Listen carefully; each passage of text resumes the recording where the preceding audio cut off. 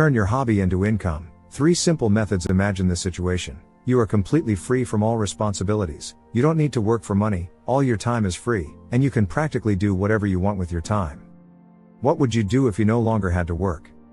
Would you go skydiving, cycling, play soccer, create music, watch movies? Comment on your favorite hobby in the comments below. I'm curious to know what you think.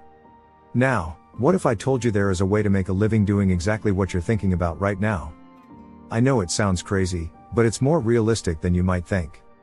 In this video, I'll teach you how you can monetize your hobby and become the master of your time. Sounds good, right? I know it does.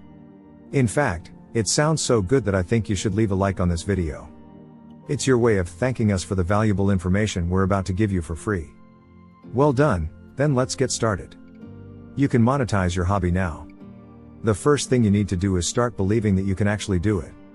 If your initial attitude is nah, this isn't for me, or this is just another random video that won't help me, you definitely won't succeed. So, if you really want to change your life for the better, approach it with an open mind. Notice how I haven't said the word easy in this video yet, because what I'm about to teach you is not easy, for a couple of reasons. 1, it takes time and perseverance. Anyone who tells you that you can do it in a couple of weeks is lying to you. I'm not saying it's impossible to achieve your dreams in 14 days, but I think we can all agree that it's very unrealistic. I'm not here to lie to you, I'm here to tell you the truth. Becoming so free that you can make your hobby your job takes time. I would say that most of the strategies in this video should bring you success in 6 to 12 months. So, it also takes perseverance. I know how hard it is to keep going even when everything seems to be going against you. What you need to understand to stay motivated is that success is exponential. This means it doesn't grow linearly but faster and faster over time. In other words, at first, it will suck, but then you will grow very, very quickly. Another way to think about it is to imagine a maze. You're lost and trying to find your way out. Every time you turn a corner, there's another wall, and another wall. Then, just when you're about to give up, you turn just one more corner and find the exit. 2, it takes brains. This doesn't mean you have to be exceptionally intelligent or anything like that. It just means you have to use common sense when approaching any of these strategies. The thing is formulated as never before.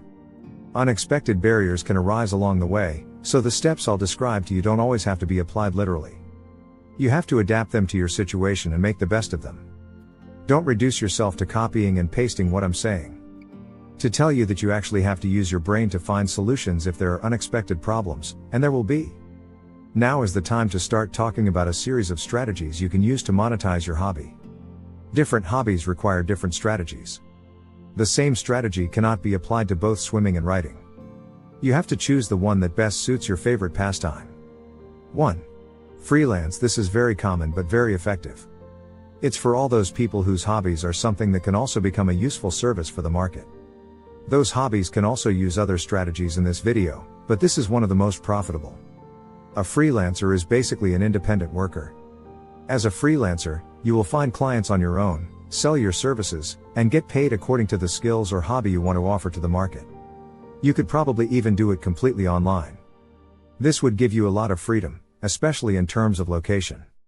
You wouldn't be confined to one place, you could travel the world working from your laptop. Sounds fantastic, doesn't it? To do this, you can use anything from freelance websites like Upwork and Fiverr to email or LinkedIn outreach. If, on the other hand, the service cannot be offered remotely, I suggest you find a way to work remotely anyway. It's absolutely worth it, but if you really can't, you can still be a freelancer and earn a lot of money. Examples of hobbies you can offer remotely are writing, video editing, pre-production video, logo design, 3D sculpting, programming, game development, animation, and much more. To get started, do this. 1. Open an account on a freelance website. I recommend Upwork, it's great for long-term relationships with clients. Professional networking sites like Fiverr could become fantastic over time, but they have more freelance spam and fewer professionals in general. Once you have your account, you should start working on your profile. This is how your clients will see you, so it's important that you create the best profile possible. Even a nice profile picture is important. You don't have to try to be extremely professional, not at all. You can be casual and even wear a hoodie in your profile picture, especially if you offer creative services. People don't really care if you wear a suit, so don't do it if you don't like it. I strongly recommend creating your own website. You can do it for free with tools like Google Sites, Squarespace, and Wix, and you can also buy a domain at a ridiculously low price. Having a domain is important because it adds professionalism to your website. For example, which of the following video editors would you choose, this or this? Your website is like a mini landing page. Every time you send business proposals on the freelance platform, you will tell people to visit your website and link it to the proposals at least twice.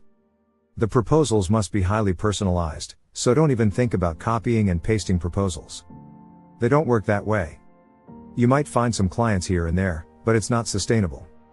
If you want long-term clients, you should write every single proposal. It will take 20 to 25 minutes to write a very detailed proposal, but it will be worth it. Never stop looking for clients, even if you're making good money. When you have too many clients, simply start raising your prices, and the law of supply and demand will be in your favor. And that's basically it. There are many details to cover, but honestly, most of it is highly intuitive. Just be persistent, keep sending proposals, and keep improving your content, and believe me, you will earn more money than most people in a few months. 2. Become a content creator. Many hobbies like mountain biking, running, going to the gym, and more cannot be offered as a service. I mean, you can't really go cycling and get paid for it by clients on Fiverr, but whatever you like to do, there are people who like it too. It doesn't matter how rare that hobby is, you can start creating content about it, and people will follow you. It's that simple. In fact, it might even be better if your hobby is something less common, as you will find fewer content creators talking about the same thing.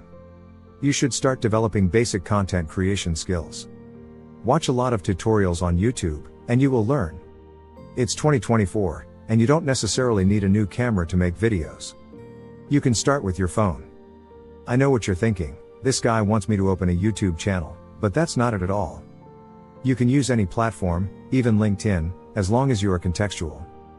Being contextual means creating content that makes sense with the platform you are using at the moment. The best platforms for this are TikTok and LinkedIn. TikTok is the best way to find followers that you can then bring to Instagram or YouTube. If you want YouTube, it's actually better than you think. You could, for example, use TikTok to find people and then use YouTube for monetized content. You could also leverage your follower account to sponsor other content creators in exchange for money or be sponsored by brands in your niche. For example, if you create a channel about mountain biking, you can be sponsored by frame brands, bike brands, clothing brands, etc. You get the idea.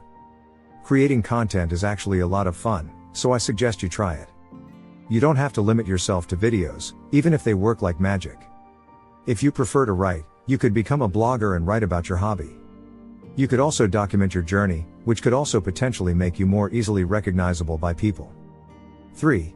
Become a consultant. If your hobby is something more professional, and this is the case for some of you, you could become a consultant. For example, if your hobby is creating freelance profiles on Upwork, you could become an Upwork consultant and help people find clients.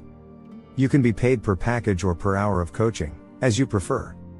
You need to be highly specialized in your domain to become a consultant, but this also offers you many opportunities in 2024 and a lot of freedom, as most industries will allow you to do it remotely as long as you have an internet connection and can talk to people. To find clients, you could use freelance websites, but they might not be enough. You need to create some kind of personal brand, which is very important. Social media presence is not that important, but it would be a huge advantage. LinkedIn is a great tool for consultants. Once you have your website, your logo, and everything else, you can start looking for clients. Facebook ads are very common among consultants. For example, you could post ads of your video explaining what you can do for people and then redirect them to your website where they can book a coaching call with you for a certain amount of money. Another strategy for reaching clients that might be more effective for some goals is cold outreach. Cold outreach involves reaching out to people who might benefit from your service but who don't really know you or know what you do. You will find a lot of resistance, especially in cold calls and cold emails, but if you contact the right people, you might be able to discover a gold mine. Now you should look at these 13 skills that everyone should master. We are interested in discovering your personal experience on the topic. Write it in the comments and feel free to ask any questions, we will be happy to interact. Feel free to leave a comment so that we can improve the content. Your like would be the cherry on top, and click subscribe to stay informed about upcoming publications.